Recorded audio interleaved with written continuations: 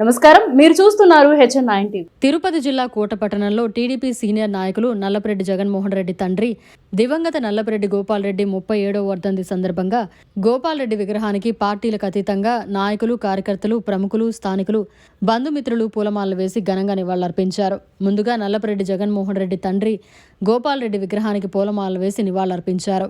ఈ కార్యక్రమంలో నల్లపరెడ్డి వినోద్ రెడ్డి, చిల్లకూరు దశరథరామరెడ్డి, ఎరటపల్లి మధుసూదన్ రెడ్డి, జలీల్ అహ్మద్ బాషా, పలగాటి భాస్కర్ రెడ్డి, పెల్లూరు కోటిరెడ్డి, షేక్ షంషుద్దీన్, షేక్ గయాజ్, తీగల సురేష్ బాబు తదితరులు పాల్గొన్నారు.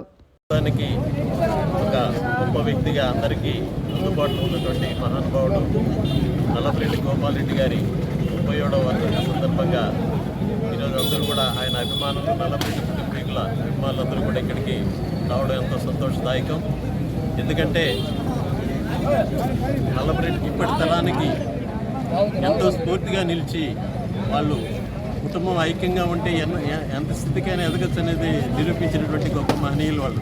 నల్లపరెడ్డి శ్రీనివాసరెడ్డి గారు రాష్ట్ర స్థాయిలో, చంద్రశేఖర్ రెడ్డి గారు రాష్ట్ర స్థాయిలో ఎదిగేదానికి ముఖ్య కారకులు నల్లపరెడ్డి గోపాల్ రెడ్డి అనేది ఇప్పుడే వక్తలు కూడా చెప్పారు. అదేవిధంగా ఆయన ప్రతి గ్రామంలో ప్రతి పేద హృదయాన్ని దోచుకున్నటువంటి గొప్ప మహనీయుడు ఆయన. ఎందుకంటే అప్పట్లో పోలీసు వ్యవస్థకు పోవాలన్నా కూడా అందరూ ఇబ్బంది పడేటట్టు పరిస్థితి. కానీ ఆయన ఎన్నో పంచాయతీలు చేసి ఎక్కడికెక్కడ పరిష్కారాలు చేసుకుంటూ వస్తూ సేవా కార్యక్రమాలు ఎన్నో చేశారు. వారి కుటుంబంలో ఆదర్శంగా నిలిచినటువంటి గొప్ప వ్యక్తి. కోటపట్టణానికి పలు ప్రాంతాల్లో కూడా ఆయన అందరి మన్నలు పొందినటువంటి గొప్ప మహానుభావుడు. అదే స్ఫూర్తితో ఈరోజు మన నల్లపరెడ్డి జగన్మోహన్ రెడ్డి గారు వారి తనయులు గోపాల్ రెడ్డి గారి తనయులు ఈరోజు ఈ కార్యక్రమాన్ని ఏర్పాటు చేసి ఆయన స్ఫూర్తితోనే కోటమ్మ గుడి దగ్గర అయితేనేమి, రాజకీయంగా అయితేమి, ఆధ్యాత్మికంగా అయితేమి పలు రంగాల్లో సేవలు ప్రజలకు అందిస్తూ ఉన్నటువంటి వ్యక్తిగా ఆయన పేరు తెచ్చుకుంటున్నారు. ఇటువంటి కార్యక్రమంలో మనమందరం పాల్పంచుకోవడం ఎంతో సంతోషంగా కృతజ్ఞతలు తెలియజేసుకుంటున్నాం. కోటలో ప్రాంతంలోని ఈ 3 మండలాల్లో సుపరిచితులైనటువంటి నల్లపరెడ్డి కుటుంబంలో నల్లపరెడ్డి గోపాల్ రెడ్డి గారు కుమారులైనటువంటి జగన్మోహన్ రెడ్డి గారి అందరూ కూడా కోట మండలంలో ప్రజలందరూ కూడా ఆయన వర్ధంతికి ఇచ్చేసి ఆయన నివాళులు అర్పించారు. మా చిన్నప్పుడు ఆ వీధిలో వెళ్తున్నప్పుడు మా ఇల్లు కూడా దగ్గరలోనే ఉండింది. ఎప్పుడు కూడా గోపాల్ రెడ్డి ఇంటికార, నల్లపరెడ్డి గోపాల్ రెడ్డి ఇంటికార జనాలు ఎప్పుడు కూడా ఈ మధ్యస్థాలతో ఎప్పుడు కూడా ఇల్లు కలకలగాడుతుండేది. అప్పుడు అందరూ కూడా అక్కడ ఇంట్లో తగ్గు జరిగినా కానీ వారింటికి వెళ్ళి మధ్యస్థం చేసుకొని అందరూ కూడా జీవితాన్ని హ్యాపీగా తన జీవన సంస్థని సాగిస్తున్నారు. అందరికీ కూడా న్యాయం చేస్తూ ప్రజలు మనము పొందుతూ 3 మండలాల్లో గోపాల్ రెడ్డి గారు అంటేనే అందరికీ సుపరిచితులుగా గుర్తింపు తెచ్చున్నారు. మా పెద్దలు నల్లపరెడ్డి జగన్మోహన్ రెడ్డి గారు కూడా ఆయన స్ఫూర్తితోనే ముందుకెళ్తూ ప్రజలందరికీ కూడా 104గా నాలుగు అందరికీ కూడా ప్రజాసేవలో నిమగ్నమై ఆయన వర్ధంతి. నమస్కారం. ఈరోజు పెద్దలు